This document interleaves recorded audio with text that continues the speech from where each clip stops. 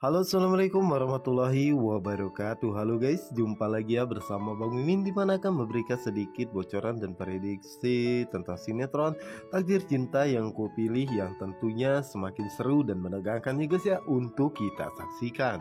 Yang dimana saat ini Tami terlihat murung dan terlihat begitu sangat sedih dan menderita ya guys ya. Tentu saja itu membuat Dinda pun merasa sangat khawatir dan menanyakan tentang keadaannya saat ini.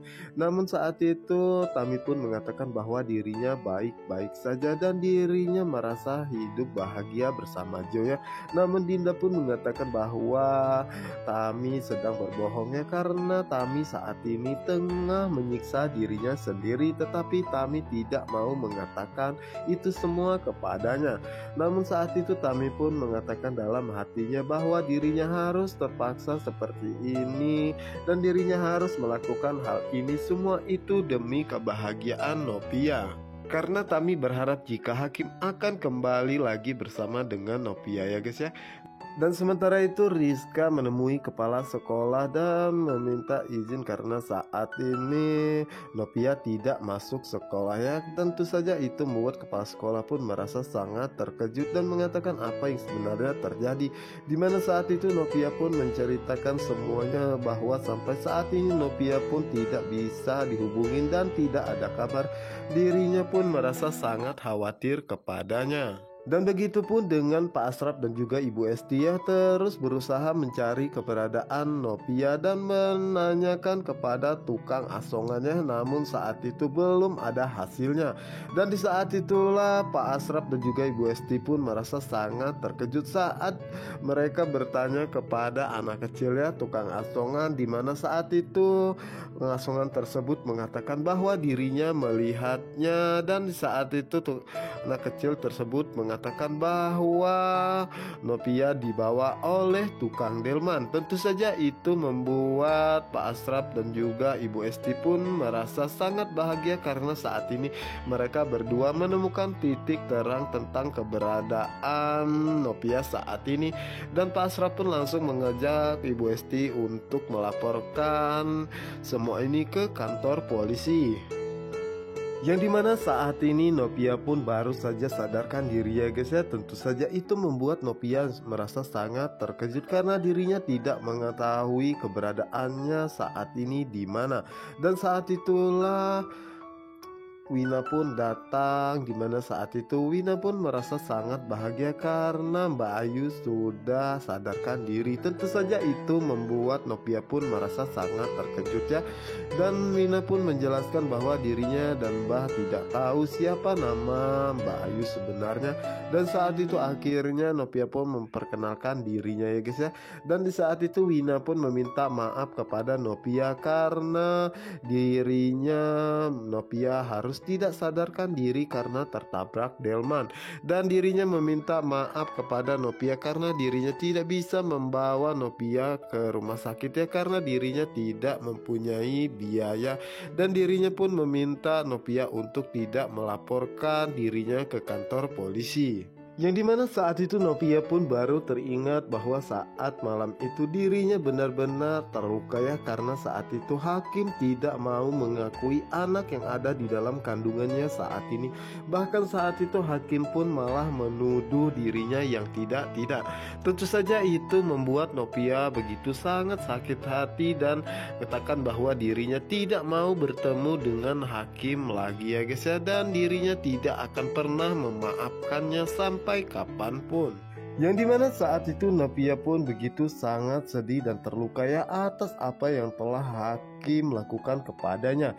Dan saat itulah Novia pun baru teringat bahwa dirinya ada janji untuk bertemu dengan Naimah ya guys ya. Dan saat itu Novia tidak menyadari bahwa saat itu handphonenya pun terjatuh.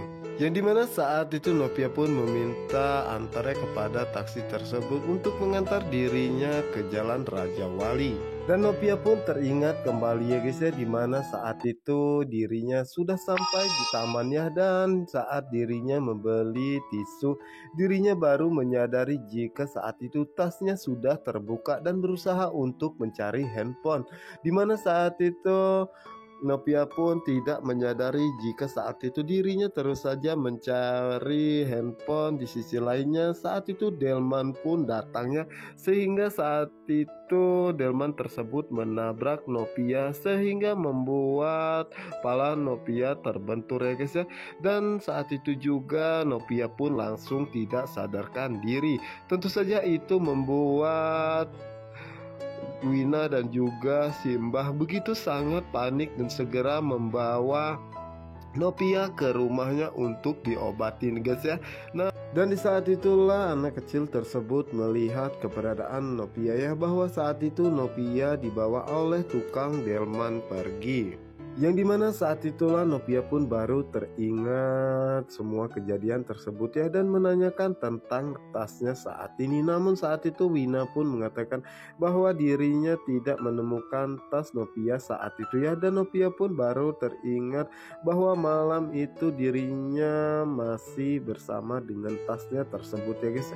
Namun Wina berkata jujur ya bahwa dirinya benar-benar tidak menemukan tas sama sekali saat itu. Dan saat itulah juga Novia pun akan meminjam handphone, namun saat itu Wina tidak ada juga handphonenya, karena saat ini Novia ingin menghubungi keluarganya karena dirinya takut jika keluarganya begitu sangat mengkhawatirkan keadaannya. Dan dimana saat itu juga Wina pun mengatakan bahwa dirinya akan mengantarkan Novia pulang ya guys ya. Tetapi untuk saat ini Novia harus makan terlebih dahulu agar Novia cepat pulih dan sembuh seperti semula. Sementara itu di sisi lainnya, di mana saat itu Pak Wijaya bersama dengan Ibu Indri ya guys ya, di mana saat itu Ibu Indri pun meminta Pak Wijaya untuk berbicara kepada hakimnya karena dirinya merasa sangat khawatir dengan keadaan hakim saat ini, apalagi saat ini hakim ditinggalkan oleh Tami, dan meminta hakim untuk kembali lagi dan berpikiran tentang Novia, apalagi saat ini Novia tengah hamil anaknya. Namun saat itu Pak Wijaya mengatakan bahwa saat ini hakim sudah dewasa dan biarkan saja hakim menentukan jalannya sendiri. Namun saat itu Ibu Indri pun terus meyakinkan Pak Wijaya guys ya, dan saat itu Pak Wijaya akhirnya mengatakan bahwa dirinya akan mencari kesempatan yang terbaik untuk berbicara kepada hakim tentang Novia. Dan di adegan berikutnya, di mana saat ini Jo akhirnya mendapatkan apartemen baru untuk dirinya tempati bersama dengan Tamiya. Namun saat itu Jo melihat jika di rekening saat ini ataupun di ATM dirinya tidak mempunyai uang lagi ya, hanya sisa 1 juta, dan mana mungkin cukup untuk biaya dirinya dan juga Tami. Tentu saja saat itu Jo pun berusaha untuk mencari pekerjaannya guys ya, dan saat itu juga Naima pun menghubungi dirinya dan memberinya pekerjaan. Tentu saja itu membuat Jo dengan sigap dan gesit segera mengambil pekerjaan tersebut ya guys ya. Nah guys, apa yang akan terjadi selanjutnya? Untuk kalian yang penasaran, jangan lupa saksikan sinetron kesayangan Anda hanya di SCTV di satu untuk kita semua, dan jangan lupa juga pantengin terus ya di channel Bang Mimin Cinta Nara. Wassalamualaikum warahmatullahi wabarakatuh.